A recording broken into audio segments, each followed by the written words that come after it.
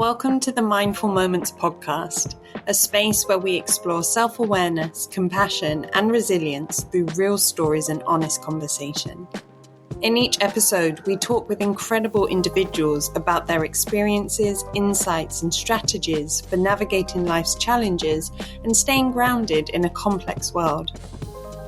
My name's Lilly, a teacher and the founder of Mindful Sparks, and today I'm really excited to be joined by Dr Kailyn Fullerton, EdD. Kailyn is a curious and passionate international educator. She loves teaching mindfulness and social emotional learning to students of all ages, and her recent research has focused on mindfulness-based SEL with international school educators.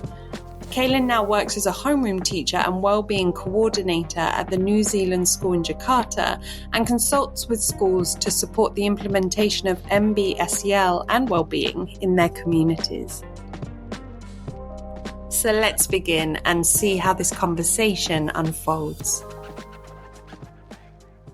Hi Kailyn, it is so nice to connect with you. I really appreciate you taking the time today to speak to me.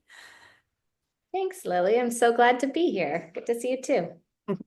So today in this conversation, I'm really looking forward to finding out, your lived experience as a teacher and what you're doing now, what you've been doing in the past, and also hearing some maybe of the findings or things that you were exploring in your research as well, because I think that would be so interesting to have, the academic and the theory and the real life practices. And it really ties in with what we're doing here at Mindful Sparks. We are really trying to support teachers. That's our focus now, about really redefining what teacher support means. There are some big things in education we can't change, some big systemic things that need to change. But what we can do is give teachers strategies, tools, skills to help them navigate the day a little bit easier. So we really focus on three areas: increasing our self-awareness, practicing compassion, and building our resilience. And we kind of do that through mindfulness practices. This is kind of what I'd love to explore with you a little bit today, especially with the work you're doing with SEL learning in the schools that you work with. So just to kind of start us off, how would you define self-awareness, compassion, and resilience? What do they mean to you? Okay, start me with a softball, of course. For me, self-awareness, I would say, is that knowing who you are and who you aren't, and both in body and mind. I think that body part is really important. We often leave that out, that mind-body connection, and that's such a huge part of being aware of who we are as a whole person. It's knowing your thoughts, your feelings, your actions, and how they interact, how they're influenced by your values and your strengths. And it's also in our identity. It's knowing who we are, where we come from, who our people are, all of those beautiful things and patterns that make us unique human beings. And compassion is a favorite one for me. And I love this idea of compassion being as like empathy plus kind of. Empathy in action, I love, is one of my most favorite definitions of compassion. And you have that base of knowing and understanding how another human feels, but not stopping there, wanting to take some sort of action. And that doesn't have to be a big, huge save the day thing, right? It's the I know how you feel and I care for you. Or if it's self-compassion, right? I care for myself and I want to do something to change that. I'm not just, that's the step up from the awareness piece, right? And you see how they're all intertwined. And then intertwining even more. For me, resilience is a trickier one to define. I do see it. Sometimes there's this, like, people talk about resilience with this like rigidity and this power, right? And I see it as more flexible, as more of we're able to bend. If you, I think of, tree branches and roots that they're able to bend that little bit so that they're not breaking, right? And it's a response to challenge, taking care of our own needs and being able to come out from these challenges and to be able to grow, or sometimes to hide and poke our head back up when it feels safe again. Not just pushing through. Resilience is not grit. I don't always love the word grit. I don't know whether I, define it in the correct way, but with grit, you get that feeling, that little more hardness, that just like push through no matter what. Resilience has space for care. I love that. I love empathy plus plus. It's the first time I've ever heard of it kind of described that way, and I love it. Like, and that's such a, for me, I'm a very visual person. So for me, I can kind of see that already, like my little empathy cartoon character, and then just these little like superhero cape. I'm gonna go Growing kill. muscles, yeah. I love that. Do you with the work that you're doing in the school in was it Jakarta, the school in Jakarta, do you have these kind of conversations with like your colleagues, your co-workers? Like, and how did they go down? Like if somebody kind of up and said to you, hey, I know I've had these words being knocked around, they're supposed to help me, be happier or make my job a bit easier. And is there general like openness to having these kind of conversations with other teachers or with the other schools that you work in? Definitely is. Majority is a yes. Of course, the difficult thing that we're unlearning is that a lot of these practices have been kind of poo-pooed. We've been told to stuff our feelings down and suck it up and move on.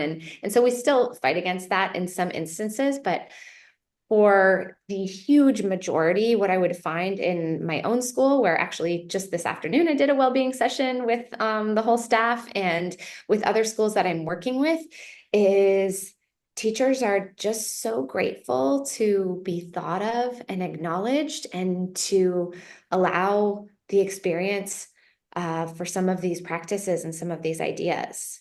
Because it's exactly what you said at the beginning, and the direction that Mindful Sparks is taking. It's there's so much research out there now on the benefits of mindfulness and social emotional learning in schools. And the majority of that is with students.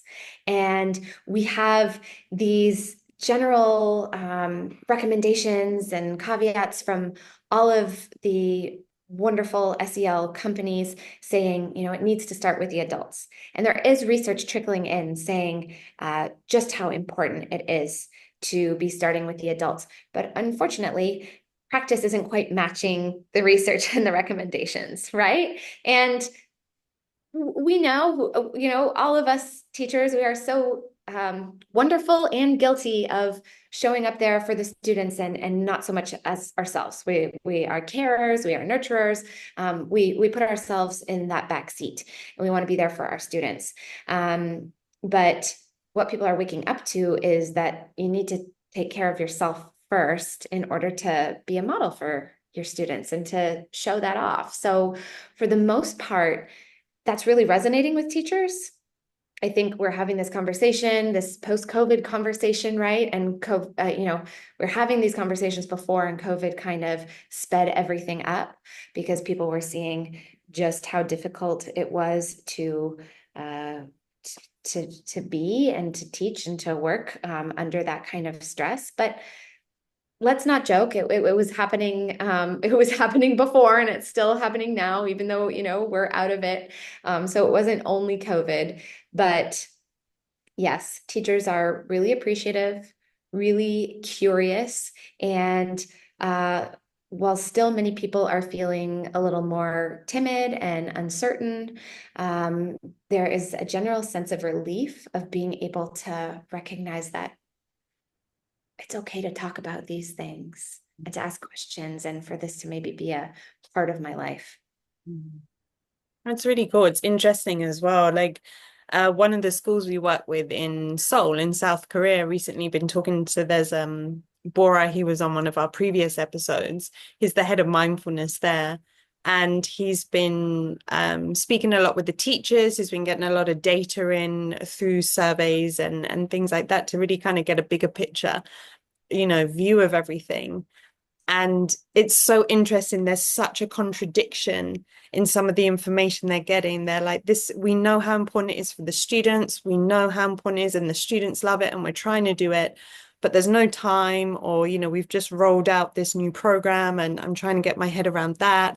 There's no time in the schedule for it. Um, but there's no conversation, interestingly, just for it's a very small snapshot.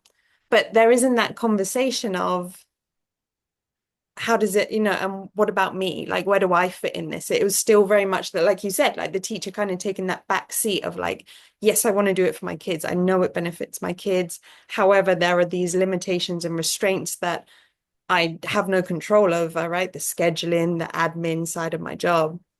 So how to find that balance. And um, I was reading the other day, it was in the UK, research went out, it was something like 62% of the teachers surveyed, and there's a big population that was surveyed, said that they do not feel, like very strongly do not feel that their school takes their well-being seriously. And, it's great that these are coming out, but like you're saying, everybody who's in it knew this 10 years ago, 15 years ago, that there was maybe it wasn't as obvious then, but there was something missing. But now that conversation is beginning to come back round to, well, if we want our kids to be happy and we want our kids to succeed, who's looking after them all day? Who are they spending time with? Like, how's that person doing? Like, how are they doing? Exactly like you're saying about modeling we want to model to students how to navigate challenging days. How do we navigate if we have a fallout with our friends? How do we navigate when we're just having a day where we just want to stay in bed and pull the cover over our face and just not engage with the world? And, if we are in spaces where we're like, just get on with it, come on, sit down and do your work, what are we telling kids? Whereas if we can connect on that that common humanity and go, do you know what, even though I'm the adult in the room and I'm your teacher, I feel you. Like yesterday all I wanted to do was stay in bed, but I'm here today, and this is how I can maybe help you get through the day in a way that I got through the day. Huh? Mm-hmm. Here's my story. Here's what worked for me and what didn't. And Yeah. yeah, it's the systems, right? Like for for organizations that seem to be moving so fast all the time, Mm. schools move really slowly. Mm. Change moves really slowly. And that's how it is. But Mm. it is a systemic thing. It's not something that you can just yoga away or breathe away, right? It's you start slowly with yourself, but really in order to make change, it needs to be system wide. And so we do need to be looking at how are our grown-ups, and Mm. maybe not doing mindfulness and SEL deep dives alongside math and writing units and introducing science standards all at the same time for our, major goals of the year, right? 100%, 100%. For you right now, professionally, personally, or both, which out of self-awareness, compassion, and resilience, which one is kind of showing up for you the most right now, would you say? For me, it's compassion right now. And a lot of self-compassion. I think we're getting to that on December 4th. We're getting to that time of year. For me, it's 2.5 weeks left in the school term. There's a lot going on in my life personally and professionally. And yeah, I am feeling tired. And so I'm really asking myself, and may I say, a lot of practice has grown me a lot from where I used to be, but like um, feeling that judgment monster stepping up, feeling that like, oh, like, should I be just sitting here reading? Like, there's something I could be getting done right now, and being able to kind of face that and say, it's not urgent and important. But reading a book is a great thing right now. And so many years that still rears its ugly head. So I'm practicing a lot. Mm. And for me personally as well, I find compassion, especially self-compassion. I'm so glad you talked about compassion having those two different aspects to it, right? Compassion to others and compassion to ourselves. But compassion can be, for me, I think, one of the most challenging because it isn't, like a lot of the things you might see on social media or like, general mainstream conversation is like, oh, go and have a massage or go and eat your favorite food. And while that can be a really great short-term, immediate pick me up, sure, we've all been there. Compassion can show up in our words, our actions, and our decisions. And it's those moments when you're suddenly like, would I say this to somebody else? Would I be judging that person as harshly as I'm judging me right now? No.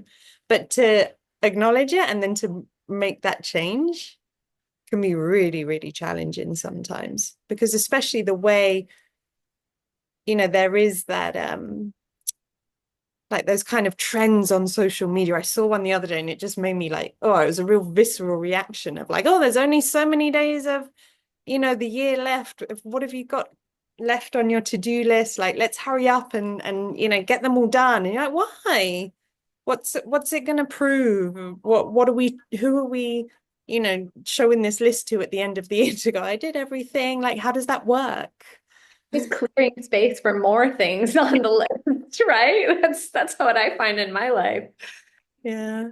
So, Yeah, I don't that self-compassion is really hard. mm, And those things you say, which are really needed sometimes, the bowl of ice cream or the Netflix binge, like those aren't hard. Those are really easy. And I've heard those referred to as self-soothing, right? Self-soothing versus self-compassion. And sometimes we need that. And at the same time, when it turns into like, that's what I'm doing every day when I get home from work, that's when it's like, okay, what kind of mm, self-compassionate habits can I bring in to help boost my energy and boost my joy and boost my, how I'm thinking about myself and feeling about myself now. 100%. And to go back to something you said earlier, like right at the beginning, is the interconnectedness of these three areas, like one doesn't come without the other. They might develop at different rates. For me, generally, especially the way when we're working with teachers or with children, we focus very much on self-awareness first, because until you understand yourself, you're not going to be able to make decisions that are going to be informed or intentional that, like are going to bring more happiness, more joy to your day, right? It's going to be maybe decisions based on habitual patterns of behavior, what you think you should be doing, or like you're saying, you just kind of get in a routine that maybe isn't the best for you in the long run. It can be great in the immediate, but maybe not a long run solution. So thinking a bit more about self-awareness, have you ever had, obviously you work hard on this, this is things that you teach, you have a great understanding of it, but have you ever had a blind spot maybe pointed out to you that you weren't aware of, maybe something you said or you did? And if so, how did that kind of help you grow? What did you learn from that? Oh yeah. I mean, who hasn't, right? And yeah, I can think of one story pops into my brain first, and just, to be aware of my own positionality, right? And that's the self-awareness piece that I've been really learning over the last 5, 10 years, is that I'm in a real position of power and privilege. And so I am a white, cisgender, middle class, from North American woman. And a lot of those identities carry a lot of privilege. And so I'm right now living in a Southeast Asian country. I'm living in a diverse but majority Muslim country. And the story that popped into my mind was actually at my current school last year when I wasn't teaching homeroom, but I was going in and doing mindfulness-based social emotional learning lessons for all of the students across the grade levels. And I went into a grade 1-2 class and I sat down with the students and, we chatted and connected. And then I introduced our lesson for the day was going to be mindful eating. And I gave them each, it's a, pretty standard special mindfulness lesson in the canon of, taking a raisin and doing a little lovely little meditation where you're exploring this tiny piece of food through your senses. It's a beautiful way to help you have gratitude for what you're doing and slow down. And so as we started, the teachers were sitting behind and I offered them the bag. I said, would you like a raisin? And very, very nicely, the lead teacher said, oh, no, no, thank you. We're fasting. And I went, oh my gosh, like I have lived in this country for 7 years and I, have experienced Ramadan many times. I have been in the past very aware and very careful. But at this time, I was out of the school system. It wasn't as visible in my kind of day-to-day privileged life in my family.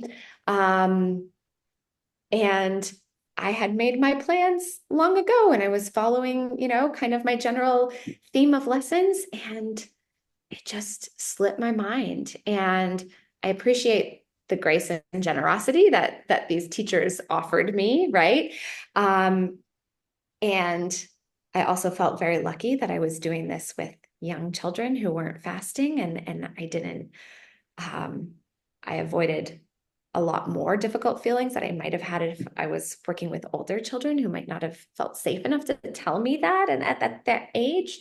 Um, so so yeah, luckily it was my first lesson of the day and I was able to shift and adjust, but also to come back after and to reflect and to recognize that I had not been very mindful and aware in my planning. I had not thought about, oh, what's going on, in the country and the cultures right now that I need to take into consideration. I was moving a little bit on autopilot. And it reminded me that when you're doing this identity work and developing your self-awareness, um, it's it's hard, important work, and it's work that can't rest because you might think you've learned, but it's not a tick box, right? It's a constant process of unlearning. And so I was grateful that was a very gentle pointing out of bias. They're not always that much so, and I've had others that have been a little more difficult. But uh, but it was really important, and I was able to speak to the teachers after and apologize, and but important learning, right? 100%, 100%. And to hear you talk about that very objectively as well, I think is such an important skill, and that definitely takes time. Like when you're reflecting back and sharing that situation, there wasn't any kind of judgment coming in, like, oh my gosh, I was so stupid and I did that, and how could I believe that? And oh my goodness, where once that judgment comes in, we're moving so far away from the next step of from self-awareness, which is compassion, that it makes it really hard to get to that point, because then it's very easy to get caught in spirals of like, oh my goodness, like I'm so embarrassed. Like the fact you went and apologized to them, maybe in other situations it'd be like, I'm too embarrassed to go say sorry, like I really screwed up, like I'm such an idiot. And it's very easy to get caught in that narrative. And that's one thing I've noticed myself personally on my journey, but also when you are working with other teachers, is learning how to retell a situation as neutral as possible, not to take away any gravitas for it or not to take away any seriousness from it, but to be able to see it for what it was, not what we thought it was or how we interpret it to be or what we thought it should have been, because from there we can then grow and move on. You mentioned, I noticed I was on autopilot, right? Great. Well, I know that now. Like I can be more aware next time I come to my lesson plans. I can rough draft out the term, compare that to the calendar. Do we have any clashes, for example, mindful eating during Ramadan, and adjust rather than just going, oh, term two, here's my lessons, like carrying on. And, that isn't easy. That takes a lot of practice. So kind of jumping from that, if we continue using that example, how were you able to bring that self-compassion in to say, this is a learning experience. What can I take from this to grow?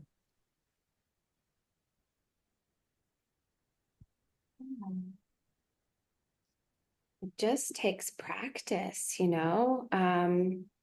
because we all have those voices inside our head that are going to judge, that are going to say all those things you just said, right? Oh, you're so stupid, you're an idiot.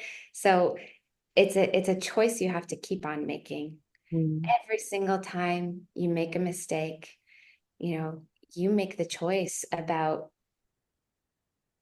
um, cowering and hiding under your blankets in your own shame and your own guilt and saying I'm a terrible person, or noticing that tension and that clenching and naming it, naming that discomfort, naming that embarrassment, and saying, okay, what do I need to take care of myself, and what am I going to learn from this? And only through that way do you grow at all. Um, I think that's where huge growth in human development happens and that's what I always say to my students, like, I've been noticing over the past few years, like a, such a lowering tolerance of uh, mistake, like mistake intolerance, I guess we would call it, something like that, right? And so much that I like put erasers away in my classroom, and and this this intolerance of getting things wrong and wanting things to be perfect, and I constantly say to them, like, if you get everything right, I'm not doing my job. Your brain isn't growing. Your body's not growing. You're not becoming a better person. You're not gaining any knowledge. So say the same thing to the grown-ups, that self-compassion work is so hard. But if you don't want to feel that feeling next time, remember how that feels, sit in it for a little bit, and then give yourself some care and say, what am I going to do differently? Mhm. Yeah, 100% agree. And it's a hard one, isn't it? Because that's when we're at our most vulnerable. We're feeling the most, maybe the flashlight really is on us, like, and how we kind of move on from there. So do you think compassion is inherent in all of us? Do you think it's a skill that we learn, or do you think it's just something some people are good at and some people aren't good at? All of the above, I think. Yeah, I work with really young children, and some, you just see that just totally unabashed compassion, right? A child hurts themselves and falling over themselves with care and wanting to take care of that person, knowing how badly that feels, right? And it is definitely something that we can and we should learn. I think with compassion, there's a lot of unlearning. We are fed these kind of societal and familial scripts from a very, very young age. And I think we're starting to unearth some of those. There's a lot more conversation happening in schools and in the world about, hey, is this actually true? What happened? And all of these things that are just subconsciously inside those psyches. So that self-compassion piece, it's really about examining our thoughts. I love Tara Brach. She's a really famous meditation teacher. She kind of popularized, I don't know if it was her idea in the first place, because everybody in that world shares these ideas, but your thoughts are real, but they're not necessarily true.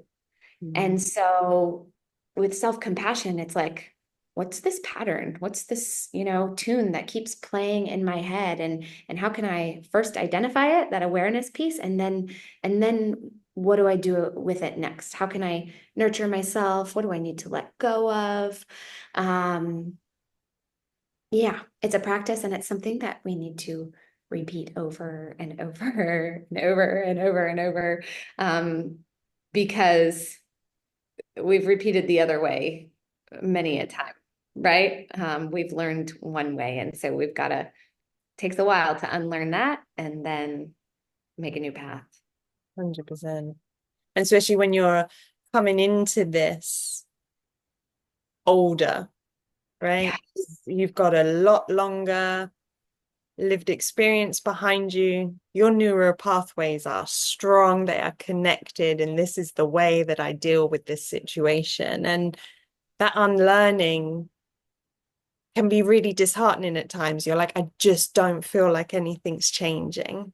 Doesn't Right. matter how much I sit with myself and go, okay, what happened? What could I do differently next time? Let's check the language I'm using to talk to myself about this. But I'm still making this mistake. And that I think is a challenge or a challenging conversation I have quite often, especially with older. I mean, say older, basically anybody above 20 is what I'm talking about. Like, like who's had a bit more of life experience, who has habits, who, does things a certain way. And there's a really great illustrator, Liz Fossil, and she has this image of like, it feels like you're doing this, just going round and round and round. But actually, what you're doing, you are going round and round, but there is progress every time. And, you know, we're living in a world where everything is like now, now, now. You want food, it will come in like 20 minutes. You want to go somewhere, book a taxi, or, we live in Southeast Asia, get a motorbike to come to your house, pick you up. And you want to know what's happening, just ask ChatGPT and it will tell you everything that's going on. And when you're telling people this takes time, it takes work, it takes a lot of effort, and especially teachers, and they're like, I'm so tired. I just want to come home and have the ice cream and the Netflix. I don't want to sit down and meditate or journal or sit with my thoughts and examine what's going on. Like we call it our inner landscape, our thoughts, emotions, and our physical responses. Like I don't want to do that. And that's where it can be quite challenging, I think, to convince people that this is a worthwhile investment, like not just professionally, personally, this is going to genuinely make your life a little bit easier. You're going to navigate the world a little bit more gracefully, and it is going to bring you more joy. Not everything's a challenge all the time. Like there are things you can be like, I got this, I can move through this. Mm-hmm. God. So kind of coming to the last bit of like the three areas with resilience. And I'd love to hear a little bit more. You mentioned earlier, people think, or it's quite commonly associated that resilience is this like strong, firm, you use the word grit, Mm-hmm. just keep head down, keep going, very linear. But in your opinion, resilience is more flexible, there's movement to it.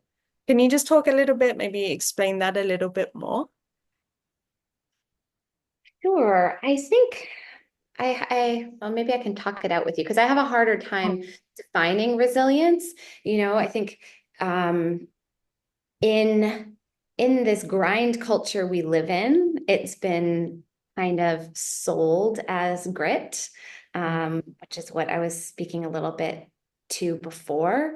I think we've also heard that like bounce back analogy, like, I get knocked down, but I get up again, and just like keep bouncing around, that resilience. But the thing I think that's missing with those kinds of definitions is that the challenges we have do shape us and do change us, especially the big ones, right? So we're not just that same ball bouncing back, and those analogies don't honor the realness and the rawness and um, the depth to what we're experiencing as human beings on this wonderful, chaotic, confusing, and joyful planet, right? And I think resilience can seem unattainable and a little bit privileged as, pull up your bootstraps and be resilient and put your head down and, walk uphill both ways. And that kind of narrative where I think again, and I can see that this is leaning in on the compassion again, right? And how they all connect, but there needs to be awareness of that we are changed by each other, that we are changed by our circumstances and our challenges and our joys as well. And that resilience is this fluidity of moving through that change, and that we might look different on the way out, but we're growing. And Mm. so I think resilience incorporates that kind of gratitude and optimism as well, that leaning on what's going well Mm. and strengths-based perspective, um, but the acknowledgement that it is hard, and that you need a community, that you need support, that resilience is not this lone wolf thing, which I think is often being sold in quote unquote Western grind culture, self-care culture, right? That bubble bath kind of, Mm. Mm. yeah. Yeah. I think as well, like yeah, I agree 100% with what you're saying. And I think something that's also quite overlooked with resilience is that we don't always have to pick ourselves back up in that moment. We can be, if we're being very true to ourselves and honest to ourselves, there might be where you just go, you know what? I need a day off tomorrow. I need to just be with me, reading a book, playing with my cats, watching Netflix. I need to just disconnect for a moment because if there has been a big shift or there has been a big experience that you're working through, sometimes you just need space and you need to not you don't always have to be assessing and checking in. Sometimes you need that background. It's happening unconsciously. It's some stuff's ruminating and moving through unconsciously. And sometimes you just need to be, isn't it? And I think, like you were talking about that kind of just grinding culture, that it's okay just to say, do you know what? I am still being resilient. I am still learning and growing and moving. But today, my growth looks like sitting in Mm. front of Netflix with a bowl of ice cream and not being on my phone and not, like really taking that attention inwards. And in 2 or 3 days' time, when I've kind of, things have settled a bit more, going back to what you said earlier about that mind-body connection, when my body feels like it's kind of worked through a bit of that tightness is gone or that tension's gone or, whatever it is. Okay, now I feel a bit more grounded. I feel a bit more stable that I can now go and explore what did I learn? What did I grow through? What can I take away from this? Where did I succeed? And I think that's also something that gets overlooked. Like we focus quite a lot on celebration, like it isn't just a grind. It isn't just, okay, now I need to do that differently. Don't say that word, you know, this isn't self-care, do this instead. It's like, did you notice when you had that conversation with that person, you didn't get overwhelmed like you have in the past? How amazing is that? Well done. And you might not have been directly working on that exact experience, but because you've been planting seeds in other areas and working on other parts of your self-awareness or bringing compassion into another area of your life, it has that ripple effect where you're able to deal with these challenges, different challenges, better than maybe you have in the past. Yeah. Rest. Yeah. Rest. Resilience for sure. Oh, yes. Sad that that's like a countercultural argument. Mm-hmm. Yeah. Yeah. That I've been working a lot on that this year, especially now, like I'm working kind of for myself. I'm at home a lot more. I do work well in a routine. I work well in a structure. I've found a structure that also I've been really trying to live more intentionally this year, so like work fits around my life, not life fitting around my work. Like I love my work and I can't wait for this to really grow and be something way bigger than it is now, but not at a cost of like, I've spent 2 years burnt out to get it there. Because also that completely goes against what we're doing, but it's not a value that I adhere to anymore. And I'm like, you know what? And I have days of like seeing people on like Instagram or hearing people, seeing that 1% of their life and it's success, success, look at this and all this and da da da. And I'm like, oh no, like have I made the wrong decision? Oh dear. But then I come back to like you were saying earlier about coming back to your values. Like, who am I and what world do I want to create for me? What message am I sending to other people? And by doing that, it has brought a lot more joy. There's still tough days for sure. I'm trying to run a bit. I don't know how to run a business. I'm learning so many things. Um, and then I'm just like, I just want to go back to the classroom and not have to think about it. Like, but I think that's also where resilience comes in, isn't it? Is being able to have the confidence to say, I'm not going to do that. I'm going to do this instead. Definitely. Building those boundaries. Yeah. Oh, okay. So just mindful of the time. One last question before you go. I love talking to you and I could continue talking to you for so much longer. The last question, if somebody came to you and said, I want to start living more mindfully. I want to decrease my stress and I want to, just have a bit more ease in my life, have a bit more joy. But I don't know where to start. I don't know how to begin this journey. What advice would you give them? Mm. First, I would say to start very tiny Mm. with whatever you choose to start with. Make it something small. I think we've all heard those analogies of, you know, how many people buy a gym membership in January and then how many people drop a gym membership in February, right? And so you said before just how hard building these new habits are and how easy it is to slip into autopilot. So if I were wanting to start, I would start with what are some self-awareness habits that I could build. And my favorite is, of course, a kind of traditional mindfulness sit, meditation. And I would start with 2 to 5 minutes. And you can find some great timers on YouTube or apps galore that have, little guided meditations if you want to try some of those. But I just try to sit quietly for 2 to 5 minutes each day, as many days as you can, give yourself 4 to 7, right? So you give yourself that grace from the start.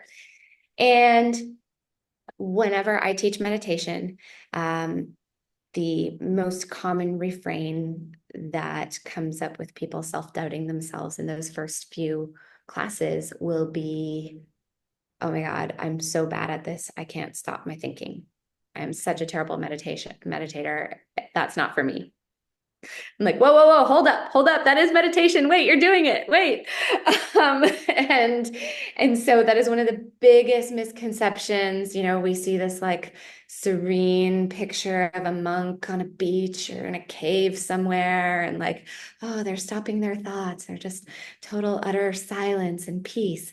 And I've been doing this for 10 years, and every time I close my eyes, it's a madhouse in there. And it's just like always back to the beginning, right? But that is the thing. It's always back to the beginning. Restart again, restart. You're building those pathways. So 2 to 5 minutes, just quiet. You can find heaps of great courses out there online or guided, like I said, where they teach you about building an anchor, focusing on your breath or focusing on a body part. And all you do is just keep coming back to the start. Might be 100 times, um, but just try. And if you're somebody who likes to move, you can do that while walking if you want.